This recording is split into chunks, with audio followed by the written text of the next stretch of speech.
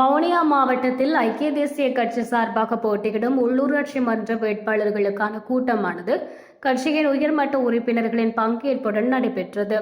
வவுனியா ஓவியா விருந்தினர் விடுதியில் கட்சியின் மாவட்ட அமைப்பாளர் எம் மயூதரன் தலைமையில் இன்று இது இடம்பெற்றது. ஐக்கிய தேசிய கட்சியின் தலைவரும் முன்னாள் ஜனாதிபதியுமான ரணில் விக்ரமசிங்கவின் பணிப்புரைக்கு அமைய வடக்கு கிழக்கு பகுதிகளில் ஐக்கிய தேசிய கட்சி சார்பாக உள்ளூராட்சி மன்றங்களில் போட்டியிடும் வேட்பாளர்களுடனான முதலாவது கூட்டமாக இக்கூட்டம் அமைந்திருந்தது. இதில் வவுனியா மாநகர சபை, வவுனியா வடக்கு பிரதேச சபை, வெண்கல செட்டிக்குளம் பிரதேச சபை, வவுனியா தெற்கு சிங்கள பிரதேச சபை என்பவற்றில் போட்டியிடும் வேட்பாளர்கள் கலந்து கொண்டனர். கட்சியின் உயர்மட்ட உறுப்பினர்களான கட்சியின் பொதுச் செயலாளர் தலதா அத்துக்குரல, தவிசாளர் வஜிர அபியவர்த்தன, கட்சியின் உபதலைவர் அகிலவராஜ் காரியவசம் உள்ளிட்டவர்கள் கலந்து கொண்டு தேர்தல் செயற்பாடுகளை முன்னெடுக்கும் விதம் தொடர்பாகவும் கட்சியின் செயற்திட்ட நடவடிக்கைகள் தொடர்பாகவும் அறிவுறுத்தல்களை வழங்கியிருந்தனர்.